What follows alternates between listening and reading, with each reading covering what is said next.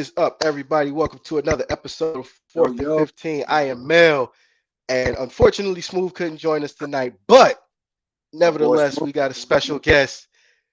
We got a special guest in the house tonight. You just saw him this past weekend on the Rugby Sevens tournament, if you was watching, and I know you were. The Samoan speedster himself, Marcus Tupuola, ladies and Yeah. gentlemen. How we doing, man? Appreciate you, man. Appreciate you. Uh, thank you for joining us. Thank you for Oh, joining yeah. us. Tuned in. I 4th and gotta get 15. right into it. I gotta get right into it because for those that don't know, Australian rules football or rugby, as we all know it, is the equivalent to American football. These dudes are a lot more violent and tough because in football we wearing pads. They don't care Nah, about life. But nah, we outside of that, I have to. We got to start from the beginning. Take us through humble beginnings. What was life for like growing up? Life like for you growing up, and how did you end up getting into rugby? I'm from California, so yeah, I grew up in Carson, California with my parents. I'm Samoan and black, so I grew up with my Samoan side mostly, but we had a lot of Polynesian culture. So like there was rugby like in the like that I knew about growing up. Like my cousins played for South Bay Spartans. That was like my rugby club. So that's who people I knew and grew up with like played. That's the club they played for. So then one day I was just like, I think I'm gonna just try it because I used to always go to games and watch my cousins play, but I would just watch. But then one year I was like, I'm gonna just give it a go. And so yeah, I think it was in middle school when I had my first rugby game. I usually played football or basketball, but then rugby got added in. So when I think, 12 years old, that's when I first got into rugby with South Bay Spartans. And I don't know, I ain't gonna lie, ever since I played it, I never looked back. Like that's kind of just how that story went. Okay, fair enough. Now you transitioned at 12 years old into rugby. You're still playing other sports. When did rugby become the passion? Because obviously you're playing it at Yeah, one yeah, of yeah. the highest levels. So I gotta ask, when did it become the passion? Was it still middle school? Was it high school? You know, I think once I played it, I knew I liked it, loved it. I was like, all right, this is what I could do. And then I think it was senior year, like I actually took a visit to Notre Dame College with some of my boys to go to see what we're doing. So like my thing was, we took the visit. I pretty much liked the school, and so like I was the type I didn't want to go to no JC or like you know what I mean. I just didn't want to do that route. I wanted to like leave home and go like really do this rugby shit like. So I was like, I think once I committed there when I was senior. mhm. I think that was like what, like the first semester. So sometime in November, I committed to Northern College. Like, so I was like, all right, I'm going there. So and that's when things started getting real. But I think when I seriously knew I wanted like that, I believed I could play for the team when I was like 18. I think that's when I knew I was like, I think I need to start taking this a little more serious and just train deliberately. Like, all right, it don't matter when. I wasn't caring about like, do I need it this year, next year? I was just like, at this point in moment, I know what I want to get to, and that was like my freshman year of college. I would say second Nice. semester. I remember I was on Normandy Field. I could remember, or Mueller. Maybe I was on Mueller. Yeah, I was on Mueller Mueller sounds Field, about right. the football field. That's why I was like, all right, I think we could dial in. That's kind of when like that Speaking passion started. speaking of Notre Dame College, and shout out to a former coworker of mine, Corbin. If he ever catches this, we see you. Uh, how did you get the eye of Notre Dame college coaches? Like, because generally, from what we knew, Notre Dame usually stays on the East Coast recruiting players, whether it be football, basketball, baseball. So how did you catch their eye? Because I think it was they recruited us. It was my coach Brian McHugh. I think that who was doing all the. He just emailed like my club that I played for in high school. Like he emailed like the whole, like say we have clubs and there's the whole team. You know what I mean? Like there's like Mhm. 13 teams in the club. So he pretty much just went to the head director of like and shipped out who wants to take a trip to Notre Dame from this club. Like all the teams from this club are pretty much invited for a visit, and whoever like took those visits, I guess was kind of like that's kind of how he reached out to us. He just he emailed all our clubs in the LA area. It was just like, yeah, whatever, like opportunity for rugby. Oh, wait, did we lose him? All right. Sorry about that. Okay, now you get to Notre Dame. Yeah, What was your first experience like when you get on campus, you see campus life? What was the your first what were your first thoughts when you got to Cleveland? I was like, I don't know. I felt kind of stuck. Like I felt like it was a cultural difference, like a big. I could see that. Like where I grew up from, there's a lot of like Samoans, Mexicans, Filipinos, and just and black people as well. Like so, like when I got there, it was kind of just like I don't know how to say it, like white and black. That's kind of what was the that was it. You know what I mean? Yeah, it's I don't know. South Euclid, Lyndhurst, so we get But it. it was cool. But until it started snowing, that's where I was like, I don't know. Like, I don't Uh, know. What I got from Cleveland, Ohio, is like that place ain't you can't survive there if you're gonna be weak. I don't know. So that's kind of like I feel like it makes you a stronger person.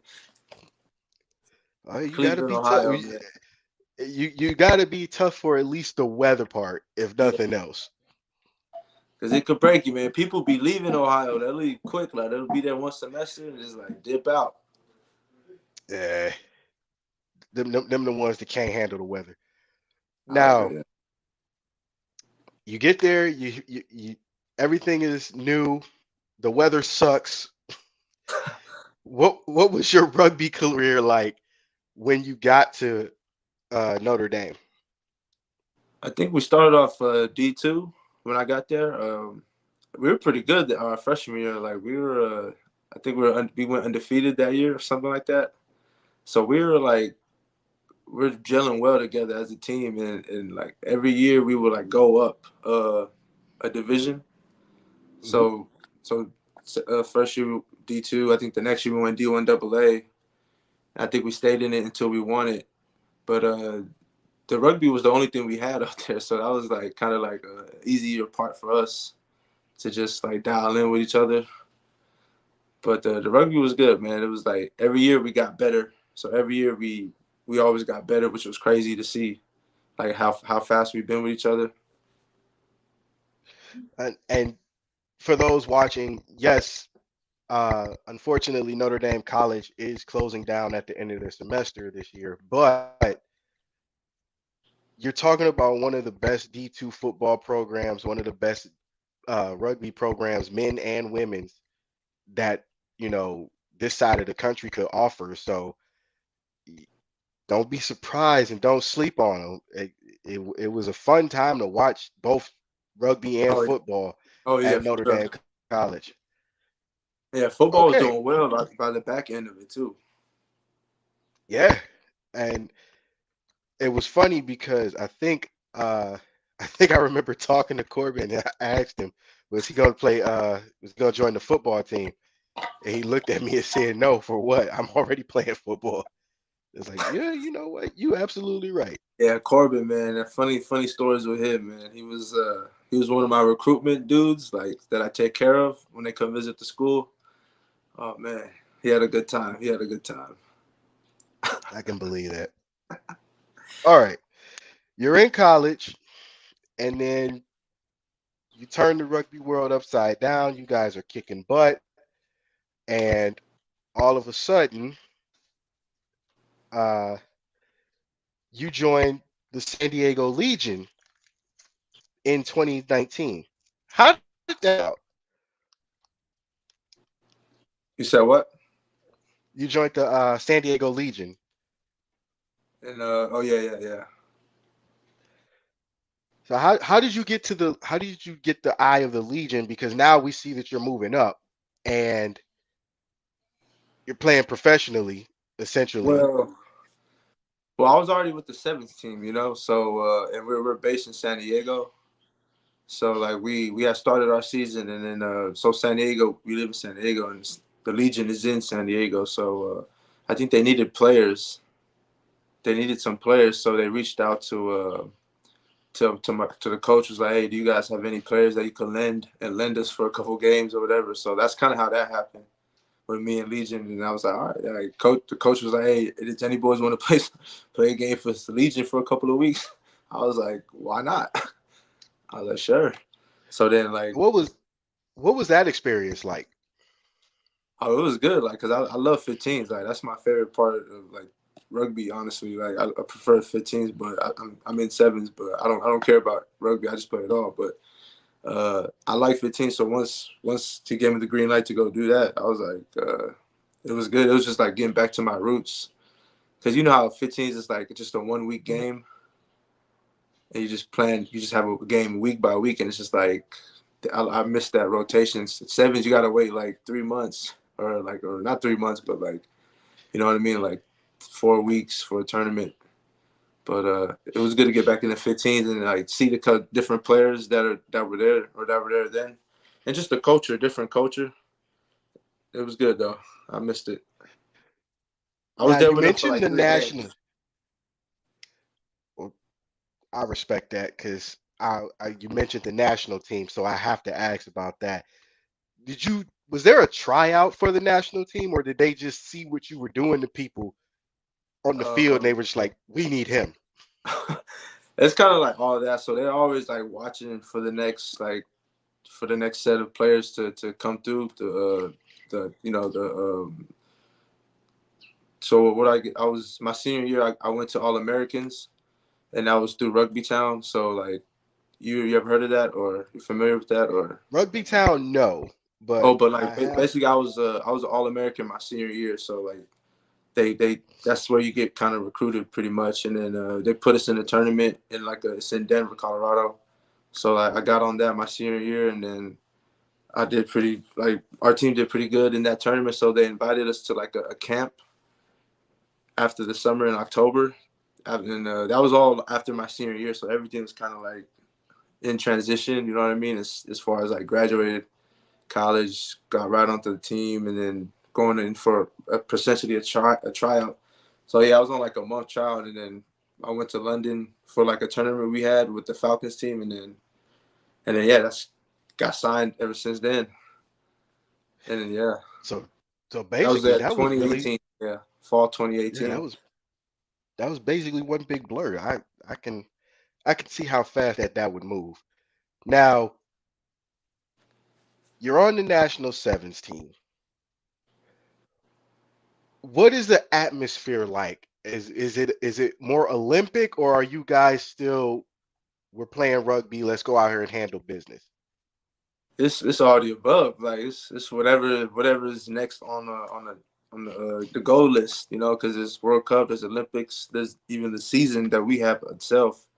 That's already like another like motivator. So like we whatever is on the chart. You know what I mean? Whatever is that year.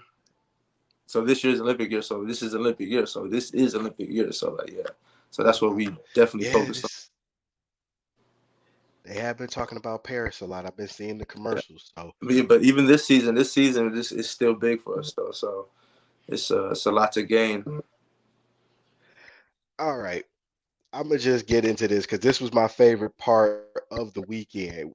I was flipping through, saw the rugby sevens tournaments going on. I change it. It's USA versus Ireland. And the moment I flip on to the match, I see you darting down the sideline Yeah, and you score a try. You score in your hometown essentially because Carson's not that far away from LA. Hometown yeah, kid yeah.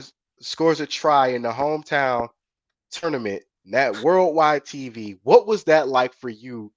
I don't know if you've seen it on TV yet, had saw the replay or anything like Yeah. that, but what was that like for you in the stadium to score and know that you did it at home during a Uh, worldwide tournament?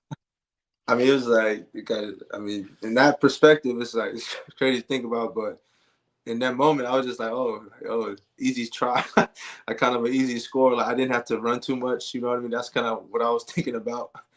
I wasn't really like too worried about it. Just like yes, go to try and kind of just go get ready for the next play, man. You know what I mean? Yeah, you know what? I asked because not a lot of players in any sport get to do something such with such meaning. No, not a lot Yeah, of players get to score a touchdown in their home stadium. They get to hit a home run you're right, in man. their home I guess stadium. you can't take it for granted, huh? You're right, huh? I can't Yeah, like. well, I'm not. And you know what? I was when I didn't even know you were from California until they mentioned you from California when you scored, because Yeah. they literally the guy one of the announcers literally is like, hometown kid Yeah. He scores a was. try. I did look back at. He was going crazy. He was going crazy. Yeah, he was more excited than everybody in the crowd, and I was like, that's got to be an awesome feeling because, like I Yeah. said, not a lot of people get to do that. And when he mentioned hometown kid scores a try in a hometown in a hometown stadium, I was Nah, like, wow. I definitely. I probably didn't look his face, but I was phased inside. I just gotta. You gotta keep going to the next. You don't want to get like. Maybe if it was a finals, if it was a finals try, you get me. That would have been a whole different conversation. You Yeah, get me? Like, let's just like it can't be going crazy over those, those little like, you know what I mean, like. But you know what I mean though. If but it, you if know it was what? finals, I finals try, we did like Super Bowl try, you know what I mean? Like we going crazy, we going crazy in there. I definitely get it, but to me, like seeing that was like that's awesome because not a lot of players still would it like to be in the That's finals? true. Absolutely, but the It but the definitely fact that brought you did a it, being home. It brought a sense of just like funness. I feel like it brought that back to my attention, just having fun with it, like just leaving the stress off, like because I remember because we had tournaments prior before, and it would be a different feel. But this one, if I feel like the pressure was off, or I don't know, like you could just go have fun. You know what I mean? That's what it felt like. absolutely. What did mom say when she saw? Because I know she was watching. Oh, What did mom say when she saw you score? oh, she's just like, oh, it was a good try, like nice. She's probably going crazy in the stands, but I mean, she's just like, yeah, good stuff. But she was definitely going crazy. I know, like, yeah, And that's the thing that that's the thing that bugs me. Parents are never they're never excited until after the fact. Like, I'm tired now. Why you want to be excited now? You should have been excited at the place. oh no, my mom, she be excited, bro. She be there. She be definitely excited. She be more excited than me out there, because they only see us once a year, so yeah, she Understandable. definitely there. She Um, definitely turns. I noticed you went bronze, got a medal in the Pan American Games. Yeah. How did that feel to represent your country Oh, that in one a was good. See, that one was like that was a moment. That one was really good. Man, that one was. We were like getting injured in that tournament. So like we started off with 12, and then we ended up going down to 9 guys, like in the right in the beginning. So that's a lot of like that's tough because like through the whole tournament there's like 6 games and you gotta like manage. So we was already on a downward trajectory if you like from a player standpoint, but we ended up we went overtime too. I think we went double overtime to get the bronze. So we went double overtime, kept going back to back, and then I think I ended up scoring the last try to put it over. So it was that was a good feeling right there. That nice, was that nice. the feeling you're asking me about home. That I felt that feeling there because it was like go big, like get the medal or you don't, man. You gotta see the thing about a bronze Yeah, one. You have to win. You're not just guaranteed a medal. Like as the first or second. First or second, if you're in the game, you automatically get one. But the bronze is like, oh shit, I gotta go take this one real quick. yeah, And yeah. so now that's my favorite medal yet. So but hopefully, we get some Olympic medals to top this medal. But that bronze Pan American game, that's my favorite medal to date because it's like the quality of it is like it's crazy. It's amazing. And for those of y'all that are watching and are going to see this later, representing your country is a very big deal, especially around Olympic time. So keep Yeah. that in mind when you're watching. Because I believe men's and women's national soccer teams are still gearing up. I think the women's team just beat Canada, Okay, so okay. they're in the final. They're in the final. I think they go against Brazil. Ugh, Oh that's gonna shit. be a tough one. All right, all right. But yeah, I appreciate you taking the time out, your busy schedule to speak with us because not a lot of times we get a national player on the show. So Yeah, one, that's big in itself, and two, for to real. get your second home is Cleveland. I don't care what you say. So we got a hometown Nah, kid on the it's squad there, man. on the show. It's in the pudding, man. It's you can't hide it. It's Yeah, there. we got a hometown kid on the squad. Notre Dame College's We own. got ties. We So got ties, man. and he survived the winters. He survived the snow. We survived, man. Made us stronger, dog. You gotta learn to love. It grow on you, man. It gotta learn to love Cleveland or Ohio. So I guess my last question would be, well, last two.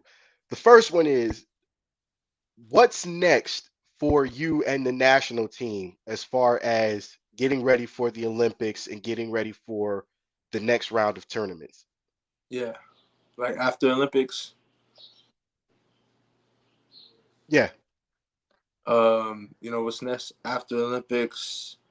After this one in Paris, it'll be like the next cycle of the next generation. So the next Olympics after Paris will be LA. So that'll be home. I'll be home. ooh, Like so that's a big knock on the door, like opportunity for just it's just a glimpse of hope. You know what I mean? Like, oh, we back home. All right, it's Olympics back home. So that's pretty big in my opinion. Like, and the season doesn't stop. Just because this Olympics is over. We got a season coming in what, like the end of November.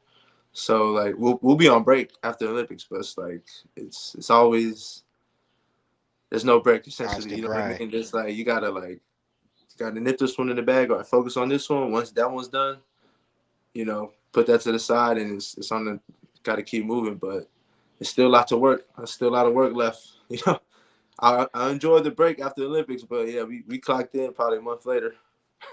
Oh yeah, I understand that grind so much. I started having flashbacks. Okay, my last question is, what is your advice for the younger generation coming up in the rugby world, trying to find their place? Uh, I the basics, the basics and the minor little skills is what you need to like really work on, like passing, catch and pass, like really, like learn how to catch, learn how to pass, like just those little.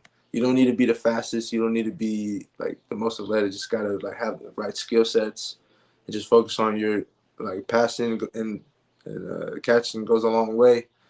So like it's not about all these fancy steps. You gotta run a lot. Be fit. Being fit and making the right reads and just being able to catch and pass. That's like the a skill set no one could take away from you. That's like that's the difference between like a good player and just like he's athletically good. Just like knowing the mechanics of the rugby, just the simple mechanics. That's what I would tell like young people to just like take integrity in that area. And for you younger guys, please, he is right. Work on the catching part because that ball is the weirdest ball you're ever going to catch in your life. Oh, The- I have ran with a rugby ball. I am here to tell you folks, this was the weirdest I have ever felt running with something that looks like a football. No strings, oh man, the you nose of going the for one hand, man. You gotta just run with one hand, like. man, that was unfair. I had never I was run I had the ball was sticking up like a piece of watermelon Oh yeah, when I yeah. caught it and I was running and I'm like, yo, this feels so weird. But I can be honest and say that was some of the most fun I had ever had just practicing a sport.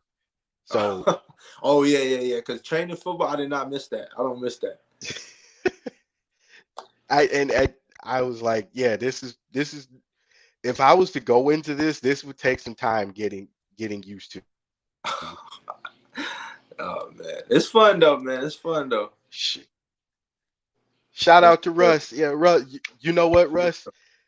rugby. And you know what? And it's weird because I never thought I would catch myself watching rugby because as a as a kid, let's start there. As a kid in Cleveland, our Yeah, at the time our sports exposure was very limited. ESPN didn't really show rugby back then, yeah, nor did ABC, the wide world of sports. They didn't really show it. So as we get older, DirecTV kicks in, all the sports channels you could ever need, and I start seeing it, and I'm like, yo, these dudes is they real. They up here tackling no pads. This ain't nothing but Dino Man. hey man. For those of y'all that know what that is. But the more I learned it, the more I respected it because it takes a very strong and tough and sometimes a complete psychopath to play rugby at a Man, high level. it's finesse, man. It's finesse. Yeah, for you, you've been in it so long. Gotta, yeah. It's fun, man. It's Yeah, fun.